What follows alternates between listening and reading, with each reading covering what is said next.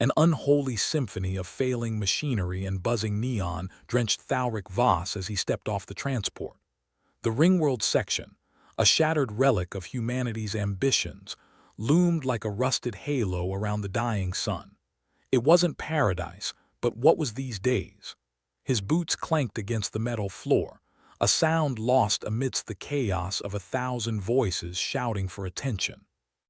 The air smelled like something had died and forgotten to rot. "Welcome to the carnival of decay," Voss muttered, running a hand through his graying hair. "All the fun of a collapsing empire without the ticket price." His aide, a wiry woman named Jex, frowned at a datapad. "Rumor has it aliens are sneaking into the United Nations," she said, her voice barely audible over the din. "Diplomats are as popular as space herpes right now," Voss snorted. "You say that like they were ever in vogue." He adjusted his jacket, a cheap knockoff of a once fashionable cut now stained with the galaxy's grime, and pushed forward through the throng. The concourse was a mess of humanity, literally. People of all shapes and sizes, most of them looking like they'd been spat out by the universe and forgotten. A motley crew of merchants, hustlers, and the occasional honest soul, though that claim seemed dubious at best, jostled for space amidst the neon signs flickering like dying stars. "Attention, esteemed visitors of nowhere important," blared a voice from the overhead speakers. "Please keep all limbs, appendages, and dignity inside the designated areas at all times. Enjoy your stay." Voss shook his head. "Hell of a time to be alive, Jex, if you call this living," she replied, dodging a vendor hawking dubious-looking meat skewers. "You know the rumors are getting worse, right? They're saying the aliens can shapeshift." "Wonderful," Voss said, with all the enthusiasm of a man told he has a terminal case of space flu. "Now I have to worry about every bureaucratic bastard possibly being an intergalactic body snatcher." "Just what I needed," Jex shrugged. "Could be worse." "How so?" "Could be Tuesday." They pushed on, weaving through the crowd like two fish in a sea of despair, until they reached the entrance of the diplomatic sector, or what was left of it. The once grand halls now looked like a junkyard's fever dream, with exposed wiring and flickering lights casting shadows like vultures waiting for the inevitable. There was a guard at the entrance, his uniform a patchwork of mended fabric and dried blood, standing with the sort of authority a drunk might claim over a lamppost. "State your business," he grunted, eyes scanning them with all the warmth of a freezer unit. "Thalric Voss, diplomat, here to unravel the mess of your petty squabbles," Voss replied, flashing a badge that had seen better days. "You know, save the universe and all that." The guard stared at the badge like it might bite him. "Go right in," he said, stepping aside with the reluctance of a man surrendering his last beer. Inside, the atmosphere was no better. The air was thick with the stench of desperation, and the walls echoed with the mutterings of diplomats and officials arguing over who was to blame for today's catastrophe. A large holographic display flickered in the center, showing the Ringworld status in a cascade of red warnings.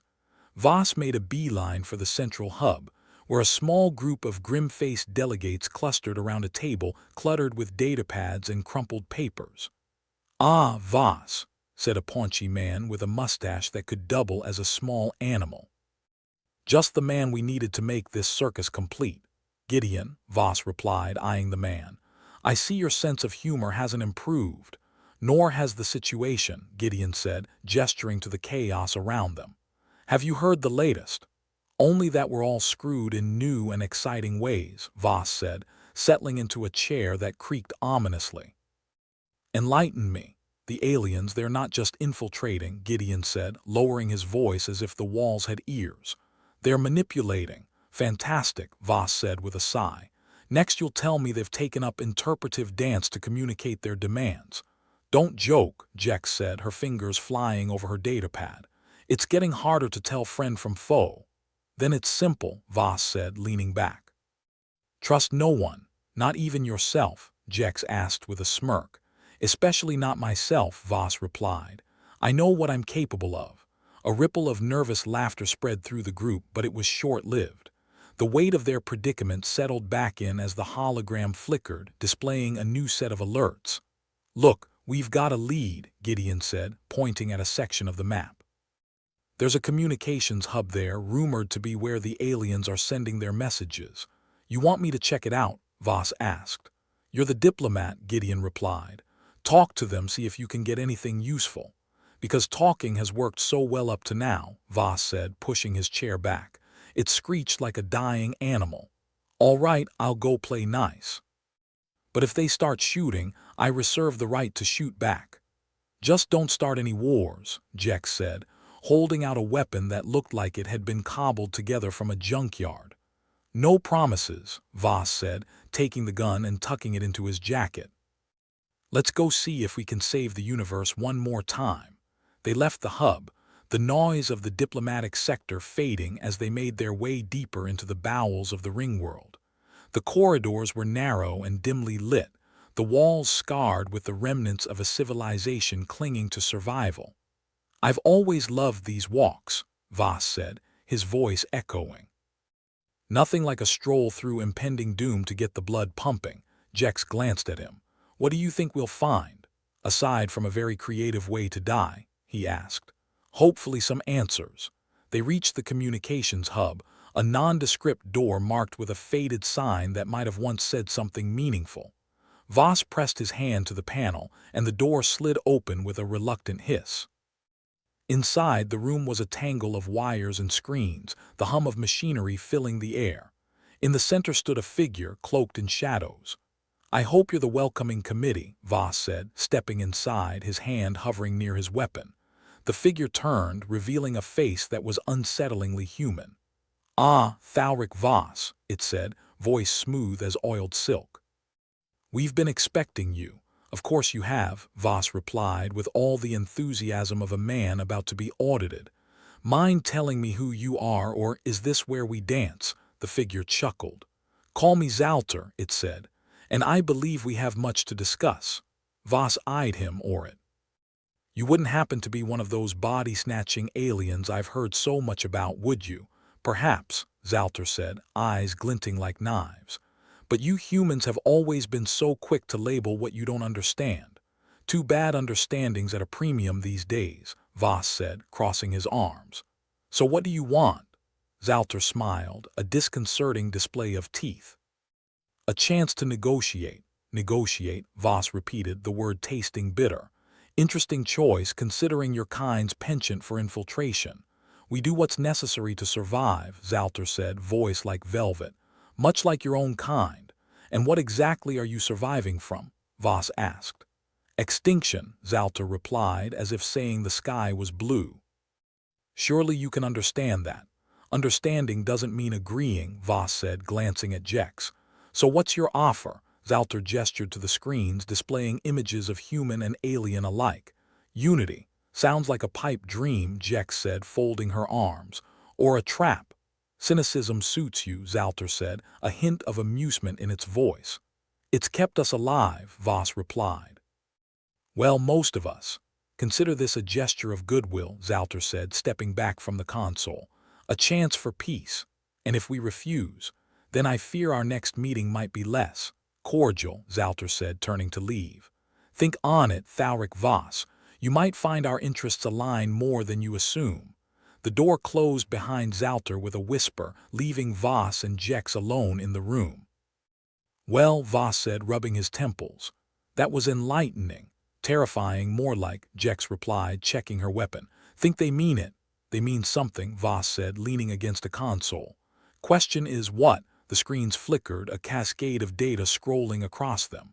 "Looks like they left us a parting gift," Jex said, nodding at the display. Voss studied the information, brow furrowing. "Coordinates," he muttered. "For what?" "Only one way to find out," Jex said. Voss nodded. "Let's go see what our new friends have in store." They turned to leave, the hum of the room echoing in their wake.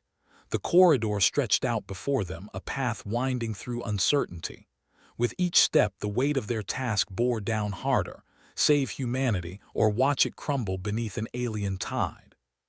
"You ever get the feeling we're in over our heads?" Jex asked as they walked. "Constantly," Voss replied, a wry smile on his lips. But if we're not doing it right. The darkness closed around them, the Ringworld secrets waiting to be unveiled, and with them, the fate of humanity. Stepping back into the hallway, Voss couldn't help but feel like a man who had just been handed a live grenade with a sticky note that read, "Good luck." Jex matched his stride, her fingers still dancing over her datapad as if it held the secret to not getting their asses vaporized. "So," she started, eyes flitting between the display and the dim corridor, "what's our plan?" Besides not getting shot by a shape-shifting alien masquerading as a bureaucrat. "Simple," Voss replied, deadpan. "Find someone smarter than us." Luck, or the universe's twisted sense of humor, led them to Leora Zane, a resourceful engineer with the temperament of a cornered alley cat and a knack for turning scrap metal into miracles or disasters, depending on her mood. They found her in a cluttered workshop that had all the charm of a bombed-out scrapyard. Parts of unknown provenance were strewn about like the aftermath of a mech orgy, and the air smelled of burnt circuits and regret.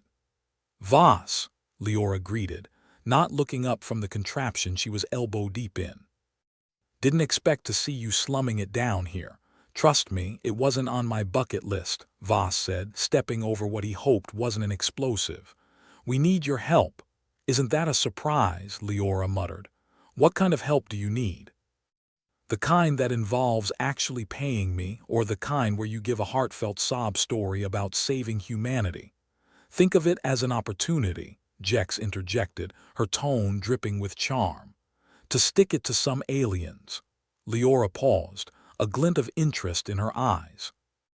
"I'm listening." Voss laid it out, the cryptic coordinates, Zalter's unnerving offer, and the growing suspicion that their own ranks were infested with more than just incompetence. "So, you want me to decrypt alien messages?" Leora asked, arching an eyebrow. "Sure, I'll just pop out and grab my universal Rosetta Stone." "We've got a lead," Voss said, pointing to the datapad. "But we need someone with your expertise to make sense of it. Besides, you're the only one I trust not to sell us out before breakfast." "Flattery," she smirked, "will get you nowhere." She paused, considering. "But I've got nothing better to do. Let's see what these aliens are whispering about." Jex handed her the datapad, and Leora began to sift through the data like a prospector panning for gold in a river of shit. "All right, these codes are layered," she said, squinting at the screen. "It's like peeling an onion, but one that hates you." "Isn't that every onion?" Jex quipped, leaning over her shoulder. "Maybe these aliens have a thing for encrypted vegetables," Voss said, crossing his arms. "Or it's just their way of keeping us busy while they plot our demise." Leora worked in silence, her fingers dancing over the keys with a grace that belied the chaotic mess surrounding her. Every so often, she muttered curses in languages Voss was fairly certain didn't exist. "Got something," she finally announced, triumph lighting up her face. "There's a pattern here, a series of transmissions from within the diplomatic sector." "Great," Voss said, "and here I was hoping for vacation photos." "But these aren't just regular transmissions," Leora continued, ignoring him. "They're encoded with a signature, a fingerprint if you will." "Let me guess," Jex said. "Alien in nature." "Bingo," Leora confirmed. "Whoever's sending these messages, they're doing a damn good job of making it look like official UN transmissions. Clever bastards." Voss nodded, his mind already racing ahead. "So, we've got a mole in the diplomatic sector, someone chummy with the aliens." "Problem is," Leora said, "these codes are bouncing all over the place. Every transmission is rerouted through a different terminal. It's like playing whack-a-mole with a blindfold on." "Fantastic," Voss muttered. "We're gonna need backup." "Backup or someone to blame when this goes south?" Leora asked, smirking. "Both," Jex replied. "But first we need to figure out who's playing for the other team." Voss leaned back against the wall, feeling the weight of his decision. Trust was a luxury they couldn't afford, and paranoia had become the survival instinct of choice. "How do we narrow it down?" he asked, already dreading the answer. "We'll need to access the mainframe," Leora said, her eyes glinting with mischief. "The real one, not the sanitized crap they let you peons look at. and I'm guessing that's not open to the public, Voss said, already knowing the answer. Not exactly, she replied, her grin widening. But I know a guy. Of course you do, Voss sighed. Lead the way. They ventured deeper into the Ringworld's bowels, the corridors narrowing and twisting like the intestines of a very unhappy space beast. It was the kind of place where hope went to die and dignity had long since packed up and moved on. Leora's contact was a man named Carver, a hacker with all the charm of a broken power drill. He lived in a dingy alcove, surrounded by screens and wires that pulsed like a techno-junkie's fever dream. "Zane," he greeted, not looking up from his work. "Thought you'd gone legit." "Not even close," she replied. "Need a favor, Carver." "Don't we all?" he grunted. "What's in it for me?" "A chance to help save the universe," Voss said, stepping forward with all the sincerity of a used airlock salesman. Carver snorted. "Universe can go screw itself." "What else you got?" "Clean slate," Leora said, waving a hand at the mess around him. "Access to the black market's best gear. I can pull some strings." Carver paused, considering. "All right, I'm listening." "What do you need?" "Access to the UN mainframe," Jex said, her tone all business. "And not just the surface. We need to get into the guts of it." Carver whistled long and low. "You're asking for a lot." "Think of it as a challenge," Leora said. "And you like challenges." "Doesn't mean I want to die for one," Carver replied, but his fingers were already moving over his keyboard. "Fine. Let me see what I can do." They waited, tension hanging in the air like a particularly stubborn fog. Voss shifted, trying to ignore the growing unease in his gut. "All right," Carver said, breaking the silence. "I've got you in, but you've got about a 10-minute window before they catch on and fry my systems." "More time than we need," Leora said, stepping up to the console. The mainframe was a labyrinth of data, a fortress of firewalls and security protocols designed to keep the riffraff out. But Leora moved through it with the confidence of someone who'd broken into far scarier places. "There," she said, pointing at a cluster of files. "These are the transmissions, and look at that linked to a specific user ID." "Got him," Jex said, jotting down the information. "Now we just need to figure out who it is." "Cross-reference with the personnel files," Voss suggested. "Find out who has access to those terminals." Leora nodded, typing furiously. "And, bingo, your mole is, son of a bitch." "What?" Voss asked, leaning in. "Councilman Arkov," Leora said, her voice dripping with disbelief. "Of all the people to sell us out, it's that smug bastard." "He's always had a thing for the finer things," Jex noted. "Guess he found a new sugar daddy." "We'll need to bring him in," Voss said. Quietly, "Last thing we need is a diplomatic incident. More like a diplomatic apocalypse," Leora muttered. "I'll set up a meeting, somewhere private." "Good," Voss said, rubbing the bridge of his nose. "Let's hope he has more sense than I give him credit for." They made their way back through the chaos, each step weighed down by the knowledge that humanity's fate might rest on the shoulders of a traitor with questionable taste. "You ever think," Voss said, breaking the silence, "that maybe the universe is just one big cosmic joke?" "Maybe," Jex replied.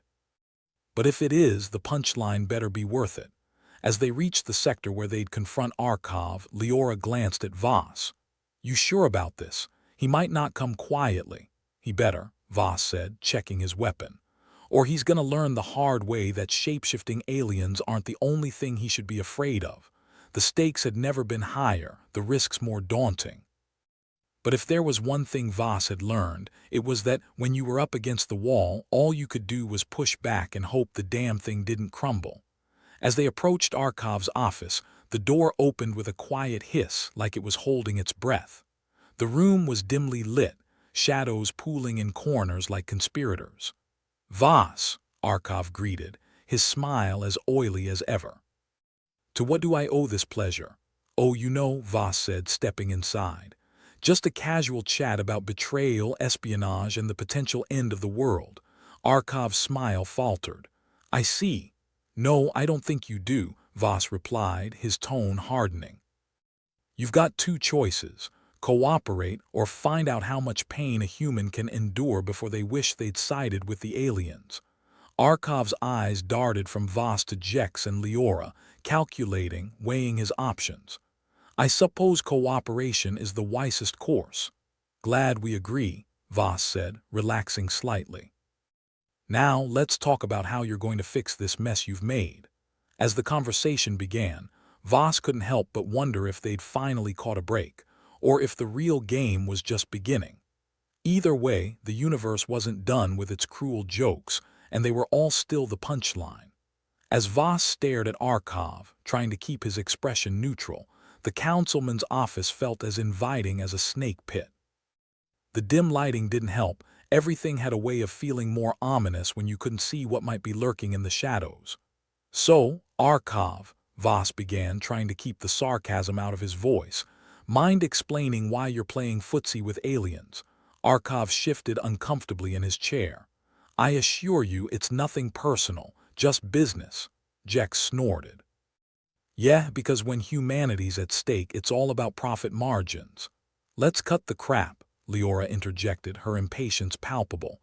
You're in deep, and if you don't spill it, we'll make sure you spend the rest of your miserable existence wishing you had.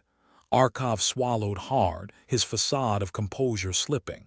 Fine. They made an offer I couldn't refuse. Protection, resources, a seat at the table when they take over. And what happens to the rest of us? Voss asked, arms crossed. Slavery, extermination, or do we get the privilege of becoming them? Who knows, Arcov shrugged. But they promised I'd be spared. Ah, the promise of survival, Jex said dryly. The best incentive for a spineless opportunist. Voss leaned in, lowering his voice. We're offering you a choice. Help us stop them and maybe save your skin, or we drag you kicking and screaming into the spotlight and let the mob have you. Arcov hesitated, eyes flitting between them. All right, he sighed, defeated. What do you need? Access, Leora said. Give us everything you've got on their operations. Names, locations, weaknesses, the works. Arcov nodded, pulling up data on his terminal. As he did, a flicker of movement caught Voss's eye. Too late, he realized it wasn't just nerves making Arcov sweat. Someone was watching them. The sound of a door sliding open broke the tense silence, revealing a shadowy figure lurking in the threshold. Voss whipped around as a shot rang out, narrowly missing his head and embedding itself in the wall. His heart pounded like a jackhammer on overdrive. Ambush, Jex yelled, diving behind a desk. Shit, Leora cursed, scrambling for cover. Voss ducked, fumbling for his weapon. You couldn't have mentioned the secret assassins club, Arcov. The councilmen looked as surprised as they were, clearly not part of the plan. This isn't me. Could have fooled me, Leora snapped, taking a potshot at their assailant. The mysterious attacker was relentless, firing with precision that suggested more than just human skill. Voss returned fire, aiming to pin them down rather than hit anything vital, mostly because he couldn't see worth a damn through the sparse lighting and sheer panic. Time to go, Jex shouted, gesturing toward a secondary exit Arcov had wisely kept for just such an occasion. Voss didn't need telling twice. Move, they bolted, Voss covering their retreat with half-blind shots that echoed through the small room. As they barreled into the hallway, the sounds of pursuit close behind, he couldn't help but feel like a character in a bad holovid. What's with the goons? Voss panted as they ran, Leora on their heels. They must have been tailing me, Arcov gasped, struggling to keep up. I've been careless. No kidding, Jex shot back. You were about as subtle as a sunflare in a snowstorm. They rounded a corner, only to find the passage blocked by a group of heavily armed individuals who were definitely not there for a friendly chat. Voss skidded to a halt, cursing under his breath. Well, ain't this cozy, he muttered, raising his weapon with little hope. A firefight erupted, bullets whizzing past like angry wasps. The narrow confines made it impossible to maneuver, every shot a gamble with fate. Voss's vision blurred with the acrid smoke of discharged weapons, the air thick with adrenaline and the stench of scorched circuitry. Over here, Leora called, gesturing toward an access panel she'd pried open with commendable desperation. That's our escape plan, Jex asked, incredulous but clearly out of better ideas. Unless you've got a spare teleporter in your pocket, yes, Leora snapped back. Voss didn't need convincing. He dove through the opening, landing awkwardly in a cramped conduit that might have been designed by a claustrophobic sadist. The others followed, squeezing into the tight space with weapons barely fitting. "Remind me," Voss grunted, trying to adjust his position. "Next time we need a more dignified escape route." "Oh, you mean like a luxury shuttle," Jex replied, wincing as she banged her elbow against the wall. "Or an interstellar limo," Leora added, voice dripping with sarcasm. "I'll get right on that." Their journey through the maintenance ducts was an exercise in close-quarters misery, the narrow path twisting and turning like the intestines of some grotesque beast. Voss couldn't decide if it was better or worse not knowing where they were headed. "Are we lost?" Arkov piped up, sounding more concerned with each passing moment. "Shut up, or I'll make sure we are," Leora snapped, leading the way with the determination of someone who really wanted out of this mess. Eventually they emerged into a storage bay that mercifully seemed devoid of hostile intent. Voss took a deep breath, savoring the slightly less recycled air. "All right, regroup," he said, leaning against a stack of crates like they were the most comfortable chairs in the galaxy. "We need a plan," Arkov echoed, incredulous. "We barely escaped with our lives." "Yeah, and if you don't want to go back out there, you better start helping," Jex said, not bothering to hide her disdain. Arkov held up his hands. Okay. Look, the aliens have been coordinating through a secure channel, but they're paranoid as hell." "How paranoid?" Leora asked, skeptical. "Paranoid enough to change codes daily, routes hourly, and allies like they are auditioning for a reality show," Arkov explained. Voss sighed. "So, we're dealing with a bunch of alien spies who make politicians look like saints." "Pretty much," Arkov admitted, not exactly comforted by his own assessment. "Great," Jex muttered. "Anyone else feel like we're stuck in the worst episode of space opera ever? At least we're not dead," Leora pointed out, though her tone was more resigned than reassuring. Voss rubbed his temples, trying to stave off the headache threatening to become a permanent resident. "All right, first priority is figuring out how deep this goes. And how do we do that without getting shot again?" Arkov asked, still rattled. "Simple," Voss said, a grim smile playing on his lips. "We find someone even more paranoid than the aliens." "Got someone in mind?" Jex asked, curious. Voss nodded. "Yeah, but you're not gonna like it." The room fell silent, each of them contemplating the grim reality of their situation. They were outnumbered, outgunned, and out of luck. But if there was one thing humans were good at, it was making things difficult for everyone involved, themselves included.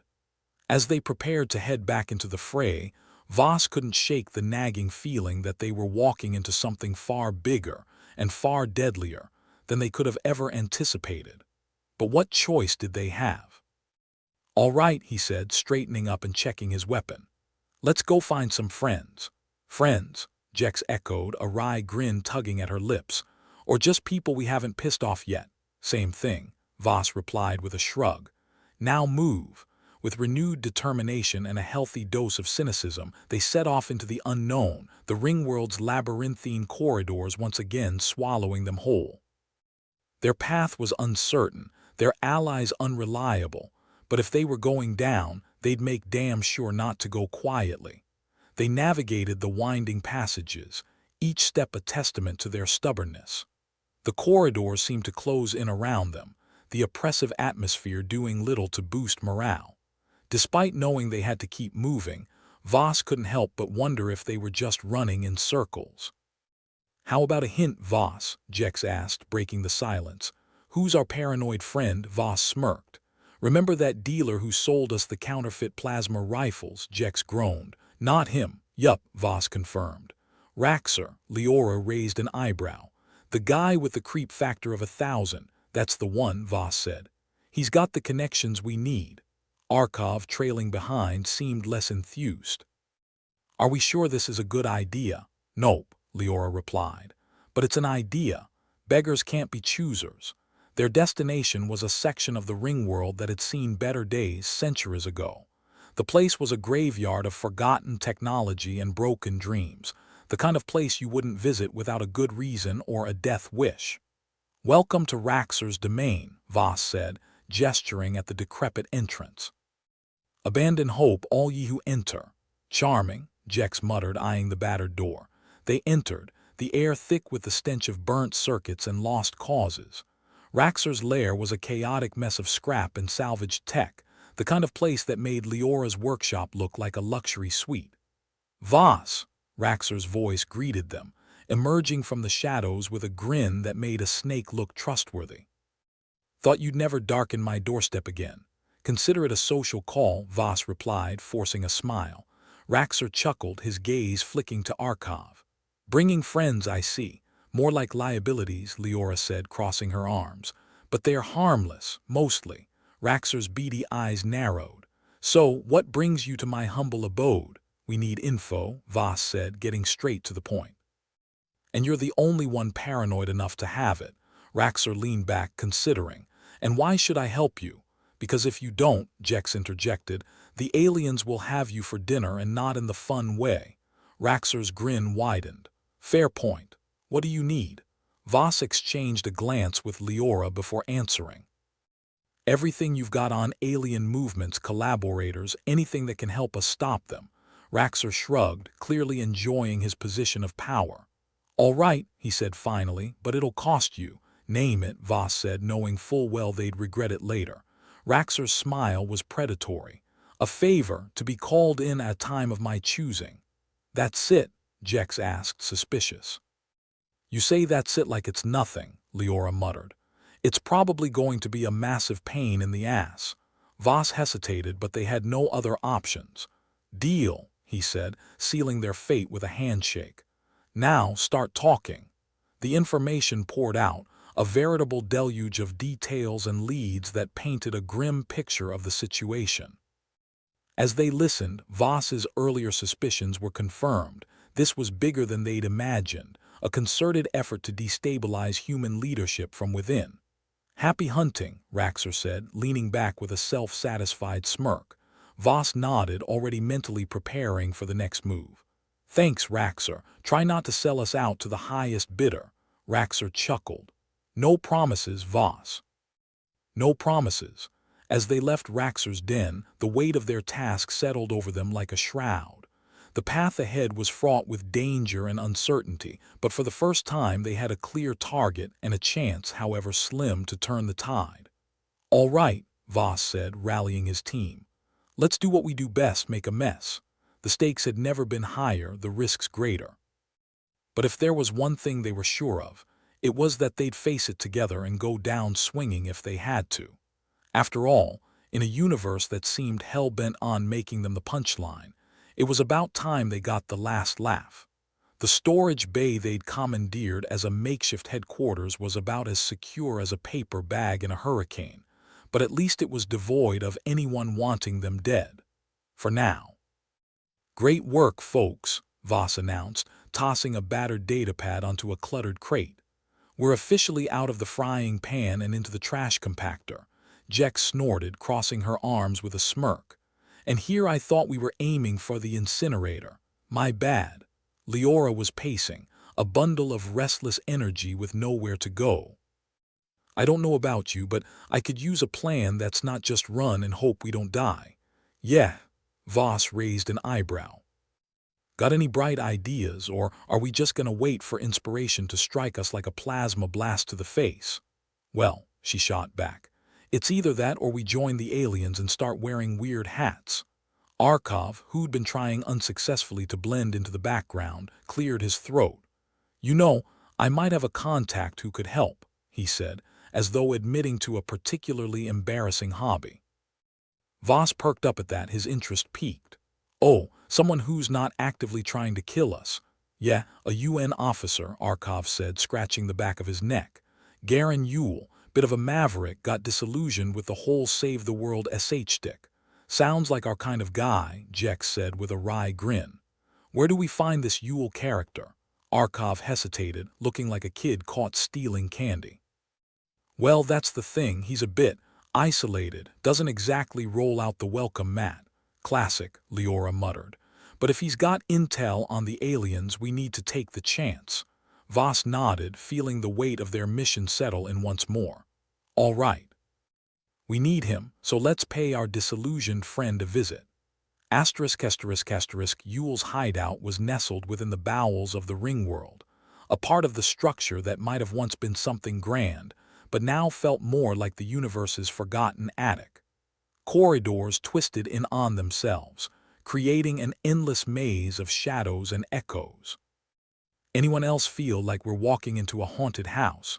Jex asked, her voice bouncing off the walls. Leora rolled her eyes. Sure.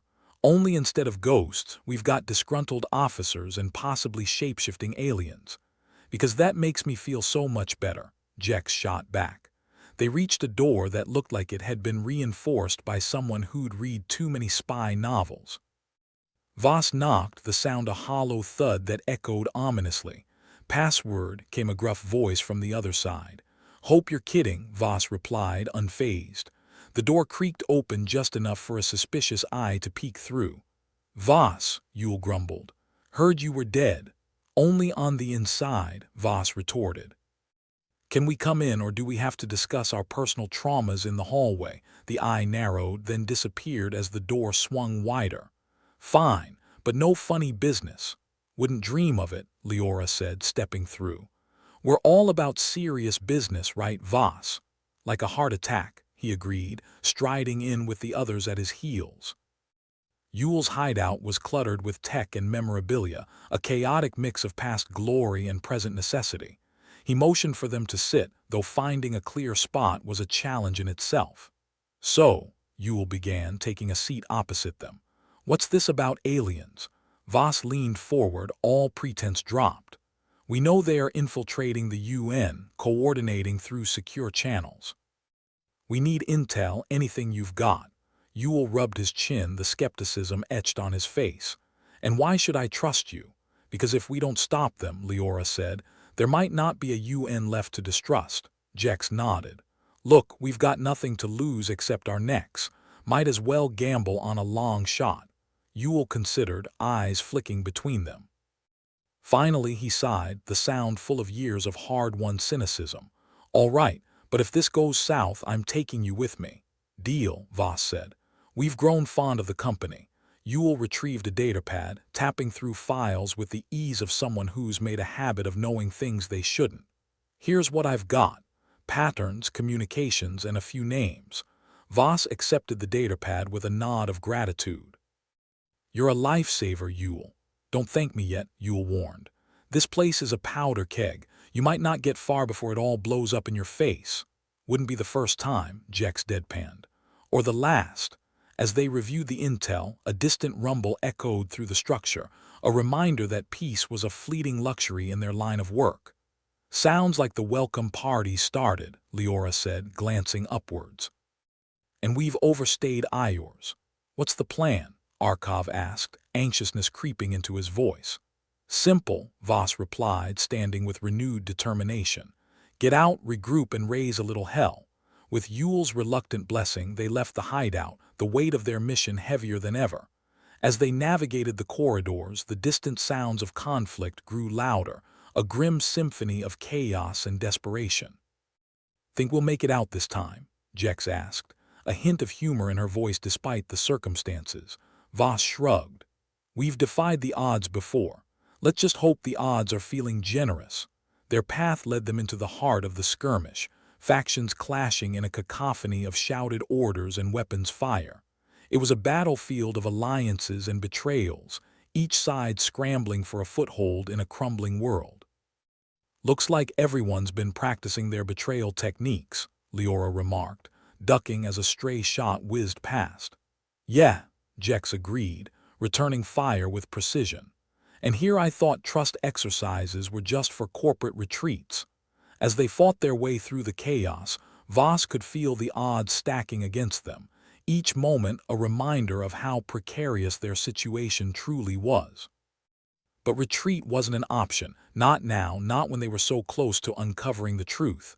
Keep moving, Voss shouted over the din, urging his team forward. We're almost there. They pushed on, determination driving them through the chaos. The exit loomed ahead, a promise of temporary respite from the madness. But as they neared it, a new threat emerged, a group of heavily armed mercenaries blocking their path with grim efficiency. "Figures," Voss muttered, raising his weapon. "Mercs have all the luck, or the lack thereof," Leora countered, taking aim. A tense standoff ensued, the air crackling with anticipation. But before anyone could make a move, a burst of gunfire erupted from behind the mercenaries, cutting them down with ruthless precision. "What the hell?" Jex exclaimed, bewildered. From the shadows emerged a figure clad in nondescript armor, face obscured by a helmet. The newcomer gave them a jaunty salute, the gesture somehow both mocking and reassuring. "Who the hell are you?" Voss demanded, wary of this unexpected ally. The figure chuckled, a metallic sound amplified by the helmet's speakers. "Just someone who enjoys upsetting the balance. Now, if you're done gawking, I'd suggest you move your asses." "Friendly advice," Jex noted, watching as the figure melted back into the shadows with practiced ease. With the path clear, they made their escape, each step a reminder of how close they'd come to failing. But as they emerged into the relative safety of the Ringworld's corridors, Voss couldn't shake the feeling that their mysterious ally had played a role far larger than chance alone. "Anyone else think we just got saved by the universe's weirdest guardian angel?"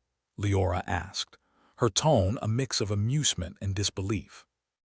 "Angel or devil," Voss replied, "I'm not picky, as long as it helps us stay alive." With Yule's intel in hand and a newfound sense of purpose, they regrouped, the path ahead as uncertain as ever. But in a universe where chaos reigned supreme, they knew better than to assume anything. All they could do was keep moving, keep fighting, and hope that just this once they wouldn't end up the punchline of their own story. As they vanished into the labyrinthine passages of the Ringworld, the air was thick with tension and the promise of things yet to come. And in the silence that followed, only one thought lingered. Sometimes, the best allies were the ones you didn't even know you had. Thalric Voss stepped off the transport into a scene that looked like a Jackson Pollock painting done in shades of desperation.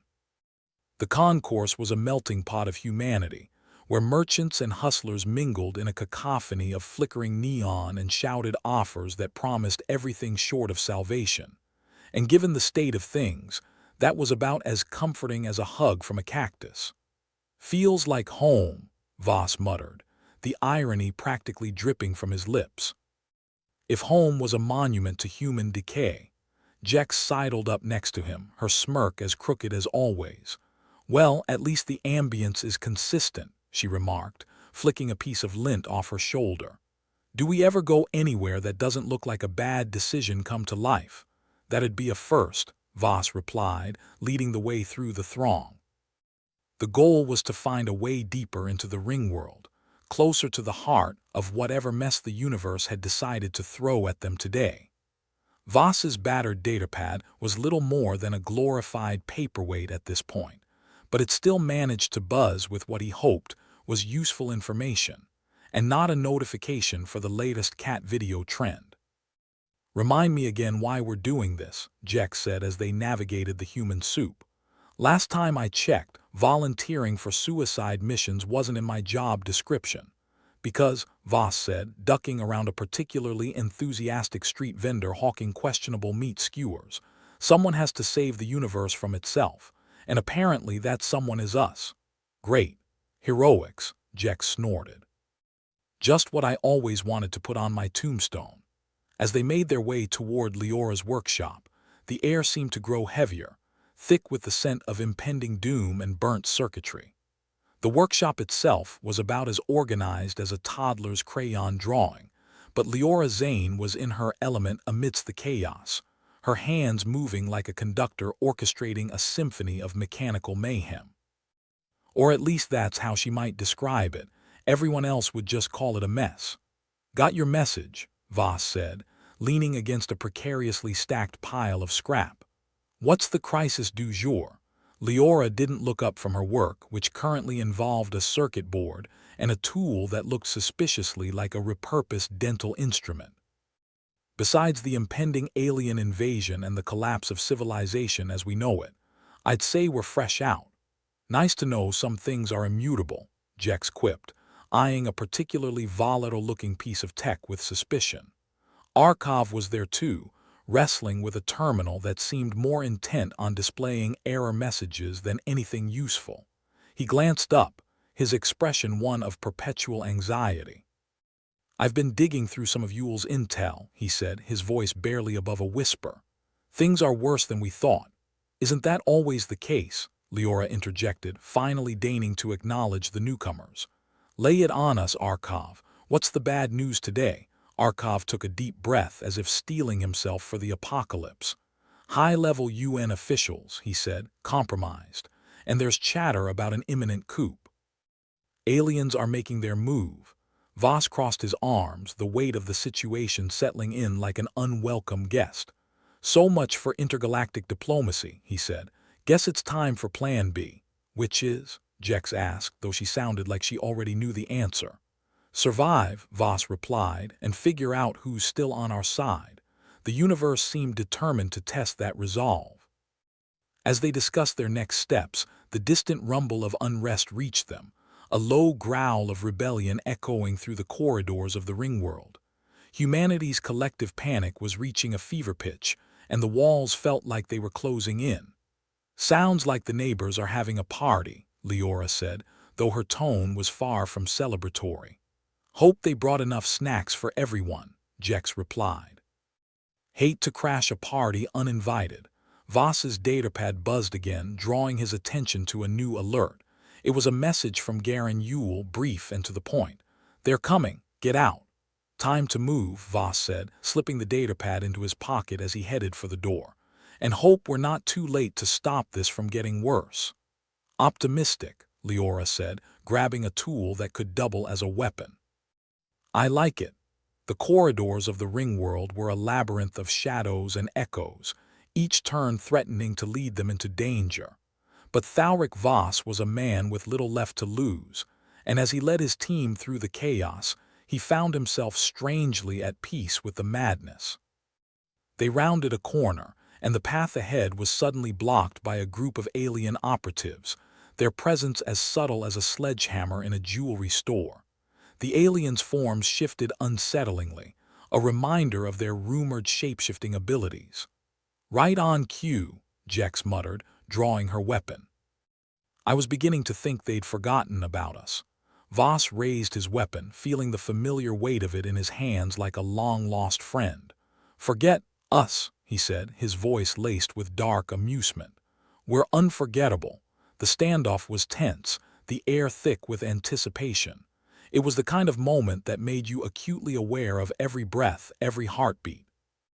"Any bright ideas?" Leora asked, her voice steady despite the stakes. "Besides not dying," Voss replied. "I'm open to suggestions."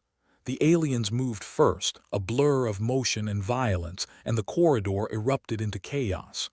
Voss and his team responded in kind, a ballet of survival played out in the dimly lit passageway. It was a dance of desperation and determination, and the odds weren't looking too friendly.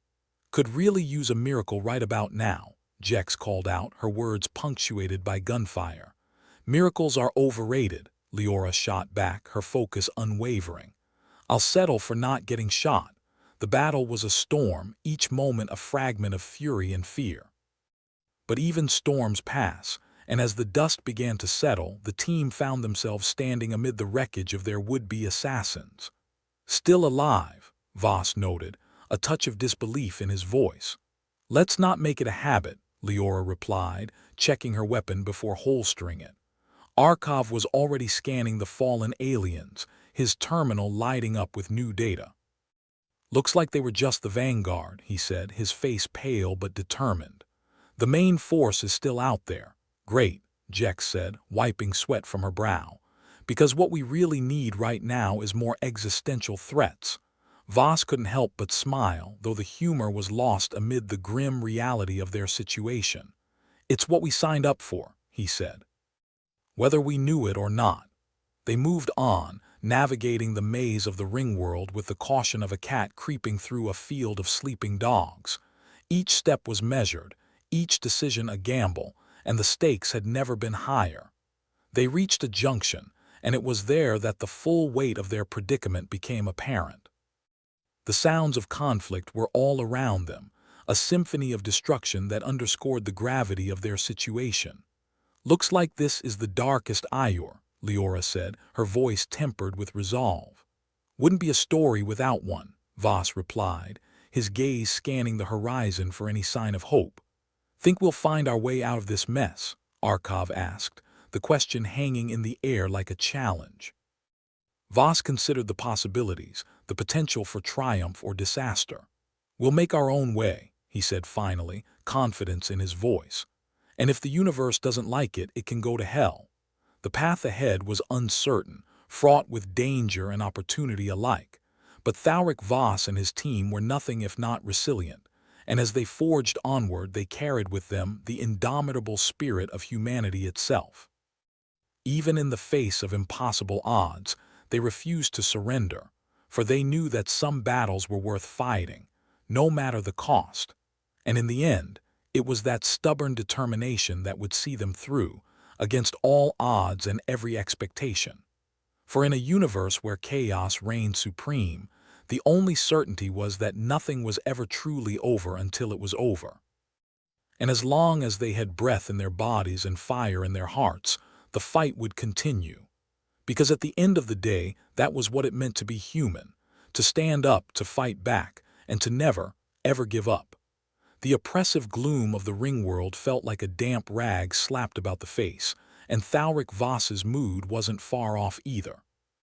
He trudged along with his troop of misfits, each member a delightful cocktail of cynicism and jaded pragmatism, perfect for the universe's worst day. The air buzzed with static and tension, a truly beautiful setup for imminent disaster. Voss couldn't help but reflect on how they'd gotten here, hell-bent on a mission that made jumping into a black hole look like a fun day out. "All right," Voss said, turning to his ragtag group, "we need a plan before they decorate the walls with our insides."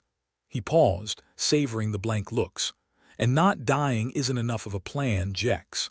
Jex huffed, her crooked smirk barely holding back a torrent of sarcasm.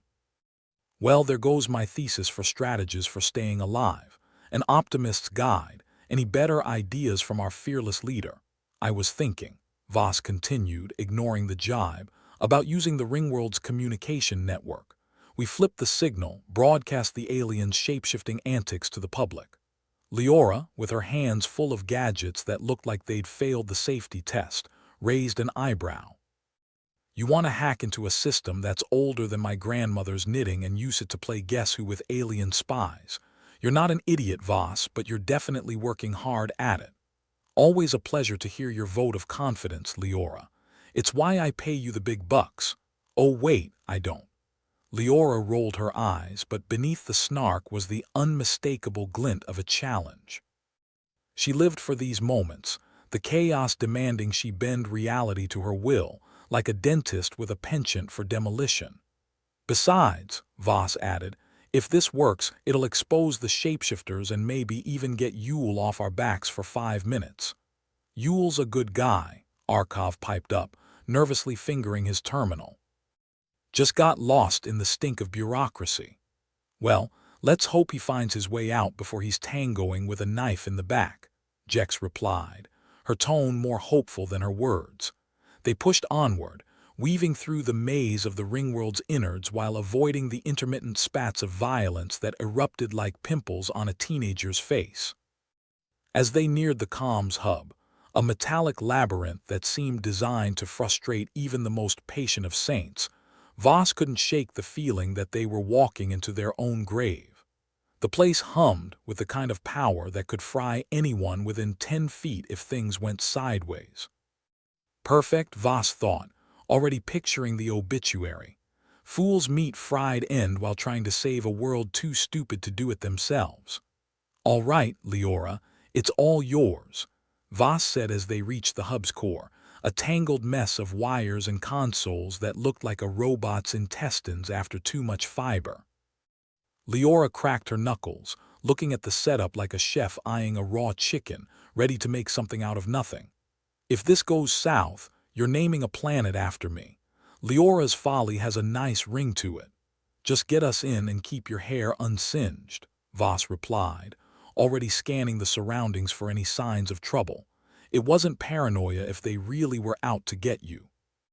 Leora set to work, fingers dancing across the terminal in a frenzy that suggested either brilliance or madness. Voss never could decide which. The screen lit up with chaotic streams of alien data, like a visual representation of a toddler's tantrum. "How's it looking?" Jex asked, peering over Leora's shoulder. "Like a porcupine with a hangover," Leora replied, frustration evident in her voice. "But I think I've got a way in.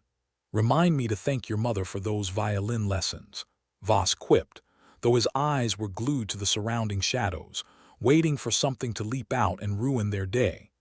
Time stretched unbearably, the kind of tense, silent anticipation that made every second feel like a drawn-out eternity. The occasional flicker of lights reminded them of the Ringworld's decrepitude, a relic of a once great civilization now reduced to a haunted house in space. "Almost there," Leora muttered, her concentration unbroken. "Just gotta reroute this bit," and the terminal beeped, a sound that could have been mistaken for a victory bell. "We're in," Leora said, her voice equal parts relief and disbelief. "Good work," Voss said, a rare moment of genuine praise slipping through. "Now we just need to broadcast without blowing us to hell." "You say the sweetest things," Leora replied, already setting up the transmission. The rest of the team stood guard, weapons at the ready and eyes sharp. If those shape-shifting bastards decided to crash the party, they'd find a less than warm welcome waiting. Jex was tapping her foot, a rhythmic patter like a metronome set to impending doom. "Say, Voss," Jex started, her voice low, "what do you think they'll do once they know we're on to them? The aliens, I mean." Voss rubbed his chin, stubble scraping under his gloves. "Go full berserker, probably. They can't exactly let us ruin their infiltration plans." "Great," Jex said, a sardonic grin splitting her face. "Remind me to schedule my vacation for next apocalypse." Before Voss could retort, the terminal flashed again, and Leora looked up with a triumphant grin. "We're live." The message was simple. Footage of aliens caught mid-transformation, proof enough for the most skeptical of minds. It played on every screen in the Ringworld, blasting through with the subtlety of a firecracker in a library. "Now let's see if anyone bothers to give a damn," Voss muttered, knowing full well that the universe didn't hand out happy endings.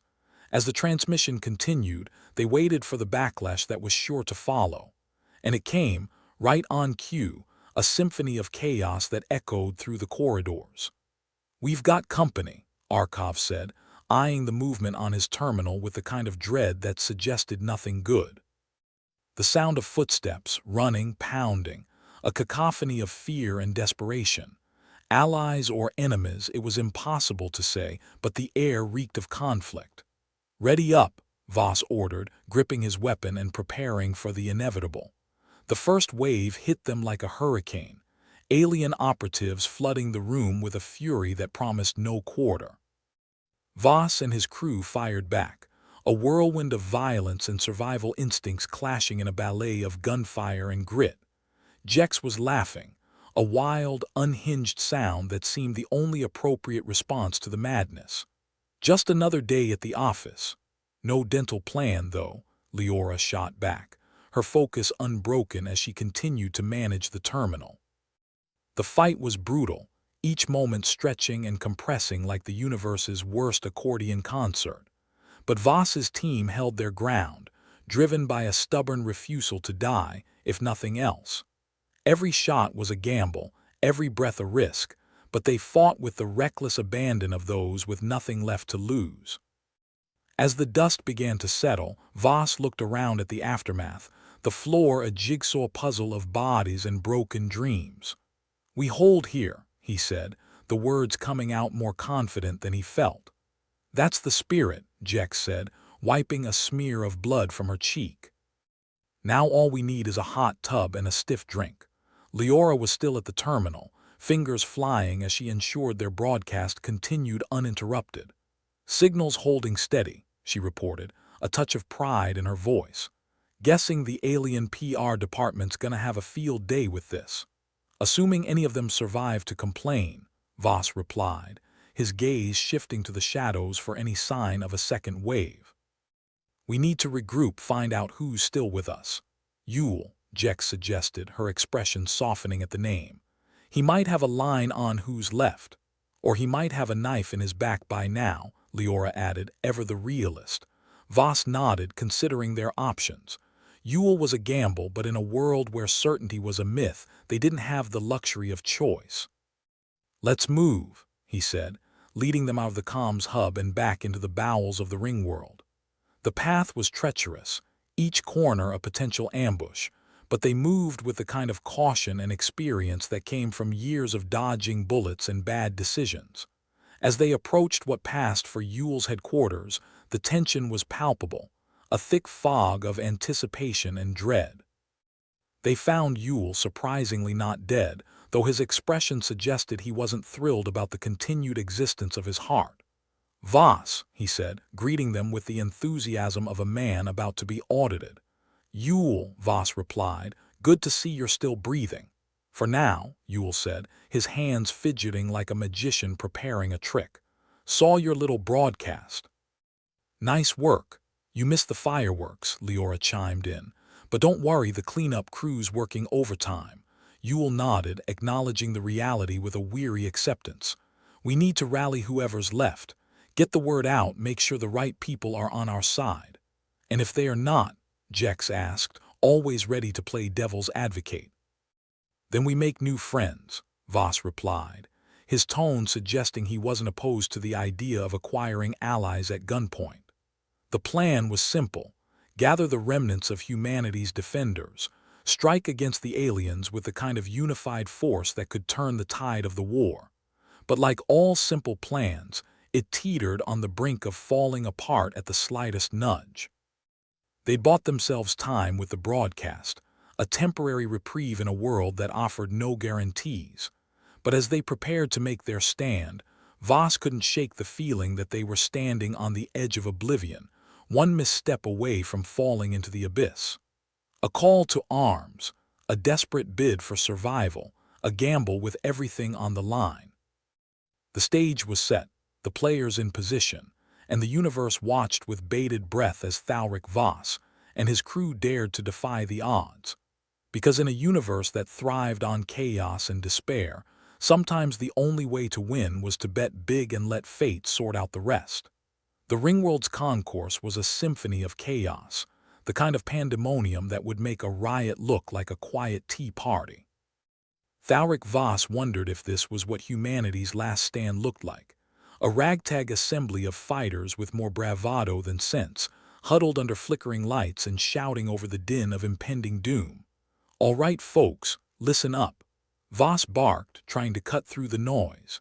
His voice bounced off the metallic walls, echoing back at him with a mocking resonance. "The aliens know we're onto them, and I'm guessing they're not sending us an invitation to a peace summit."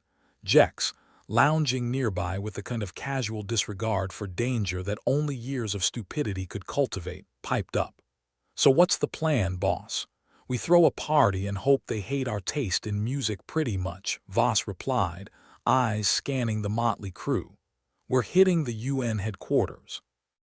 We expose them from the inside." Leora, still buzzing from their last escapade, raised an eyebrow. "You do realize that's basically asking for a suicide mission with fireworks on top. Think of it as a team-building exercise." Voss shot back, grinning in that way that said he'd already accepted the slim odds of survival. Besides, who doesn't love a bit of dramatic irony? Garen Yule, their UN insider turned reluctant ally, stepped forward, his face a mask of grim determination. Or maybe just constipation. It was hard to tell with him. If we're going to do this, we need more than just bravado. We need intel, allies, a plan that doesn't involve running in blind. No one likes a stickler for details, Yule, Jex quipped, cracking her knuckles. But sure, let's make it more of a tactical nightmare than a suicide run. Voss nodded, more to himself than anyone else. We need a distraction. Something big enough to draw the aliens out, give them something to focus on while we slip in through the back door. Like a bad dinner guest, Leora muttered, her fingers already toying with the idea on her terminal. I can rig the comms to blast a signal, something loud and obnoxious, perfect.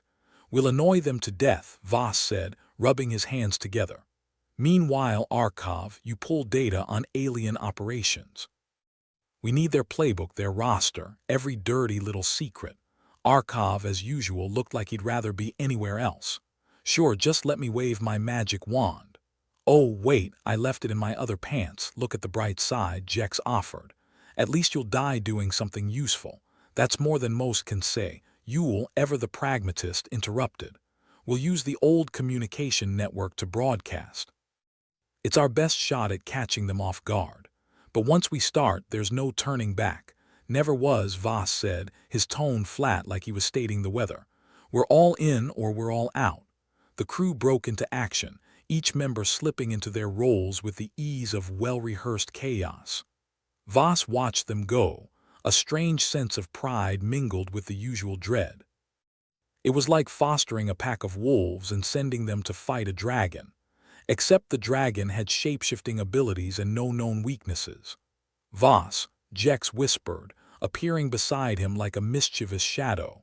You think we'll make it out of this one? Probably not, Voss admitted, the corners of his mouth twitching into a half-smile.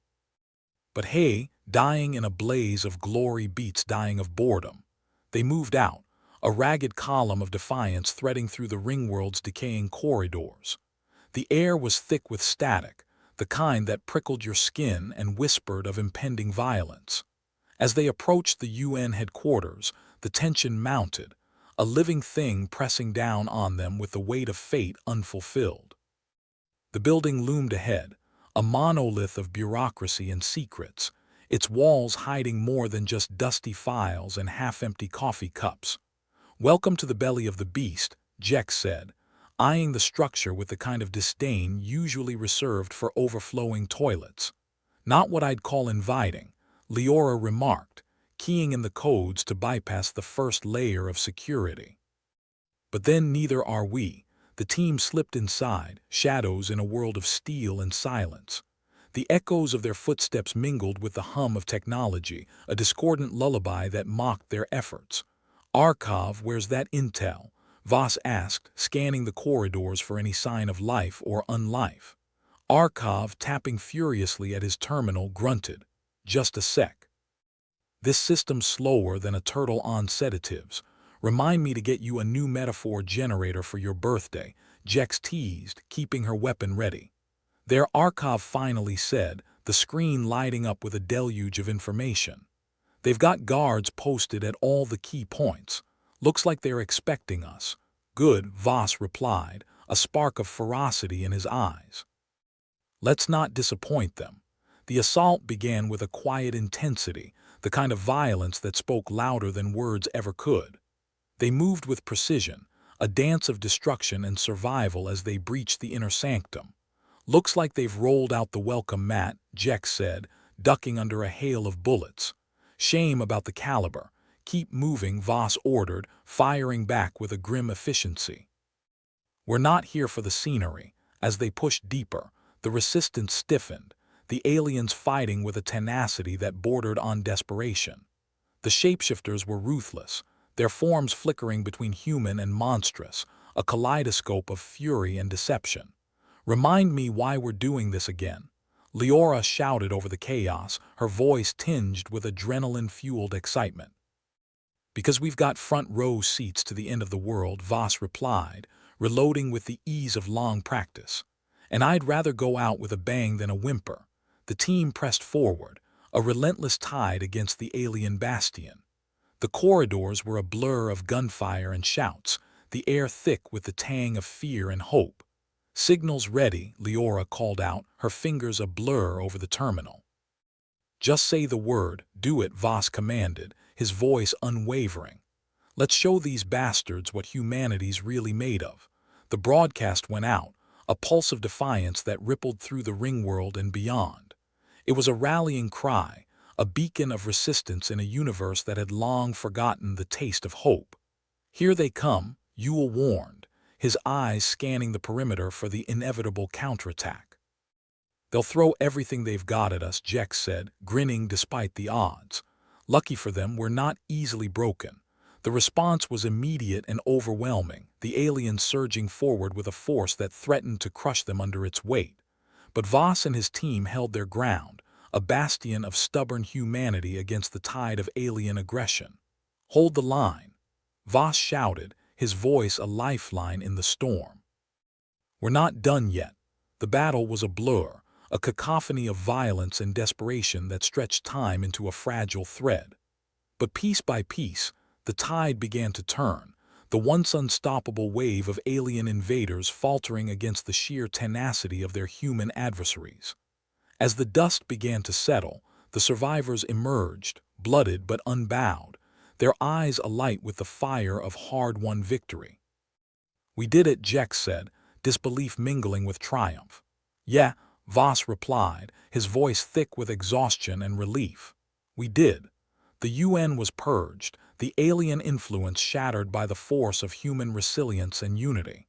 It was a victory forged in blood and sweat, a testament to the indomitable spirit of a species that refused to go quietly into the night.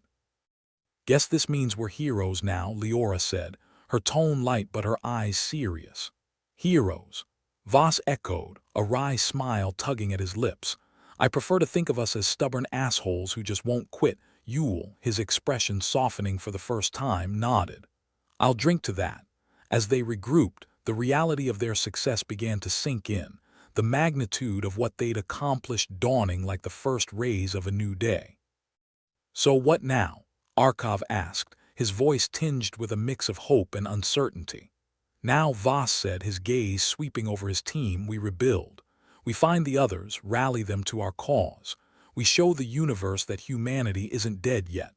The path ahead was still fraught with danger and uncertainty, but for the first time in a long while, there was a glimmer of something more.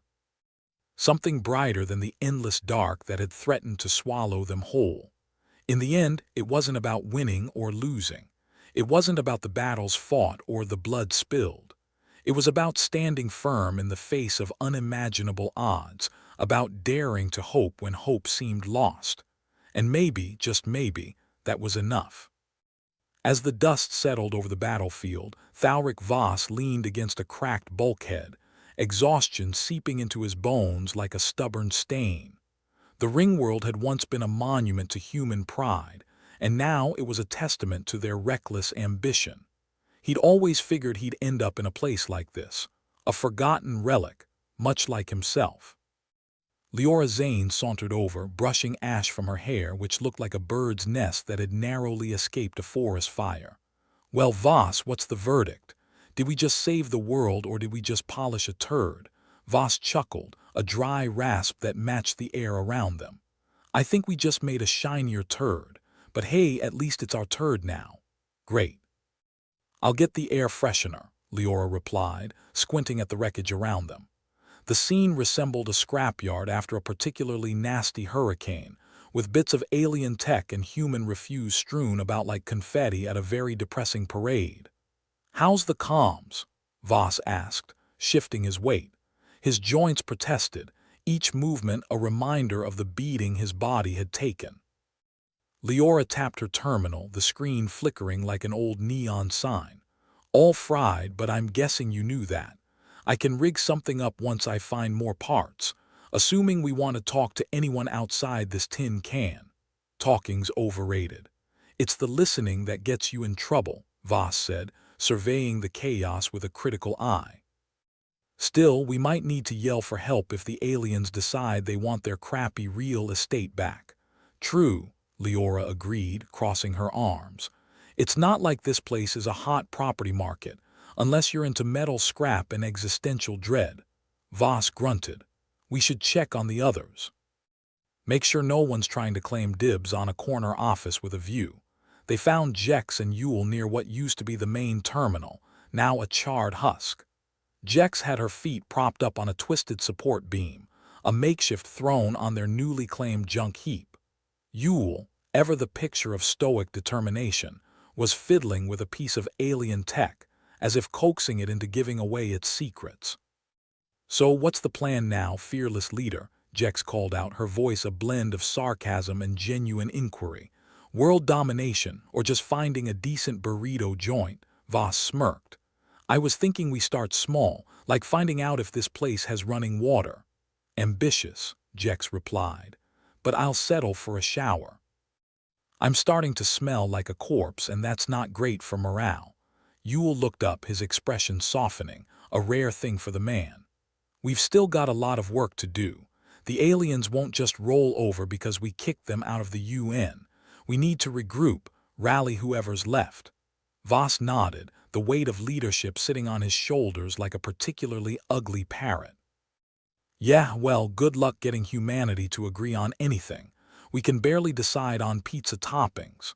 "We have to try," Yule said, his voice as steady as the Ringworld's failing life support. "If we don't hold them off here, they'll be back, probably with reinforcements and an even worse attitude." "Nothing like a shared existential threat to bring people together," Jex quipped. "Who knew aliens would be the best thing to happen to human unity since reality TV? Let's not get our hopes up," Voss replied, a sardonic edge to his voice.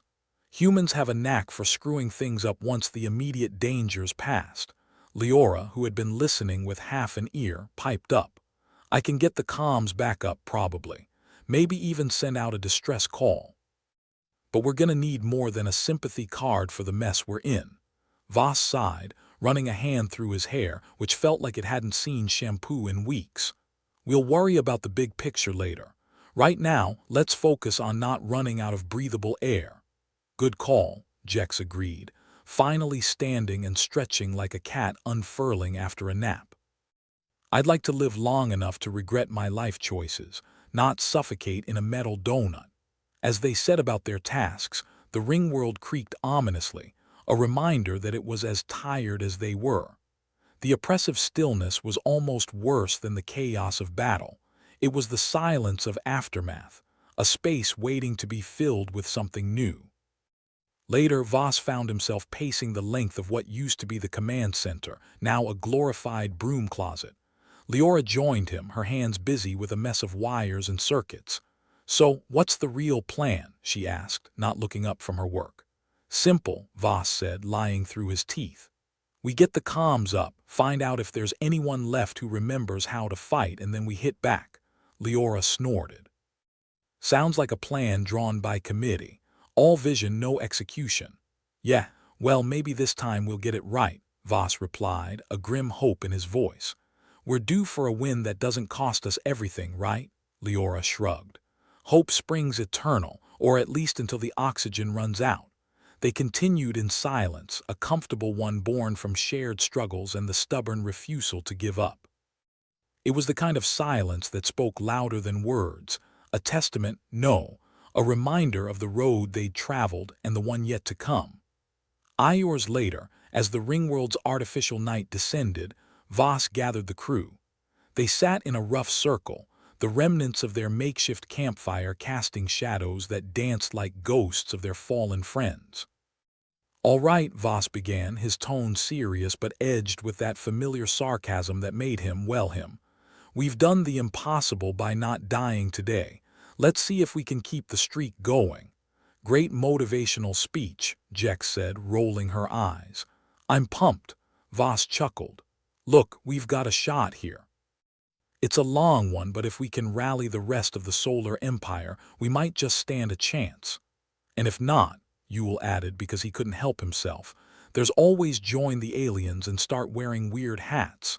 "Let's not put all our eggs in that basket just yet," Voss replied dryly. "But seriously, we've got a lot of rebuilding to do. Our world's been turned upside down, and it's up to us to set it right. Or at least slightly less wrong," Leora offered, her eyes glinting with a mix of mischief and determination.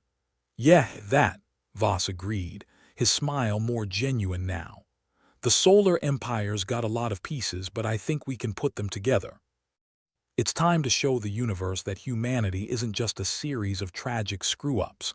The group shared a moment of silence, a brief respite in the storm of uncertainty that lay ahead. They weren't heroes, not really. Just survivors with a stubborn streak and a knack for improvisation. As they settled in for the night, Voss couldn't help but feel a flicker of hope. It was a fragile thing, easily snuffed out by the harsh realities of their existence. But for now, it was enough to keep him going. The Ringworld creaked again, a sound like the universe stretching its tired bones. It was a reminder of their place in the cosmos, small but determined, a tiny flicker of light in the vast darkness. And maybe, just maybe, that was enough. As the artificial dawn broke over their battered refuge, Voss rose, his mind already turning to the tasks ahead. There was much to do, and time was a luxury they couldn't afford to waste. He found Leora already at work, her hands steady and sure as she coaxed life back into the comms system. "Morning," he said, his voice rough but steady. "Morning," she replied, not looking up. "I'm close to getting a signal. If there's anyone out there with ears still on, we'll find them." Voss nodded, feeling a swell of something that might have been pride. "Good. We're gonna need all the help we can get." "Think we'll find any?" Leora asked, her skepticism evident even as she worked. "Maybe," Voss said, unwilling to commit to anything more. "But I'd rather fail trying than sit on my ass waiting for the end." "Spoken like a true idiot," Leora replied, but there was warmth in her tone. "Lucky for you, I'm in." Voss left her to it, making his rounds to check on the others. Jex was sorting through their meager supplies, muttering about the lack of decent coffee. Yule was cataloging what they'd salvaged from the wreckage, his methodical approach a comfort in the chaos. Arkov appeared, his nervous energy a constant undercurrent. "Think we'll make it?" he asked, his voice a whisper in the quiet. "Who knows?" Voss replied, clapping him on the shoulder. "But we won't go down without a fight." Arkov nodded, a small smile breaking through his usual veneer of anxiety. "I'll take that." With the team busy and the day stretching before them with all its gritty potential, Voss allowed himself a moment of reflection. They were battered, bruised, but not broken. Not yet. The path ahead was a mess of uncertainty and challenge, but they'd faced worse. Together, they'd carved a place for themselves in the annals of human stubbornness, and they weren't done yet. The universe was a vast, indifferent expanse, full of dangers and wonders they could barely comprehend. But for Thalric Voss and his ragtag group of survivors, it was also a place of endless possibility. And that was something worth fighting for. With a determined nod, Voss turned back to his crew, ready to face whatever came next. They'd survived this long on grit, luck, and sheer force of will. It was time to see what else they could do. After all, hope was a dangerous thing, but it was also a powerful one.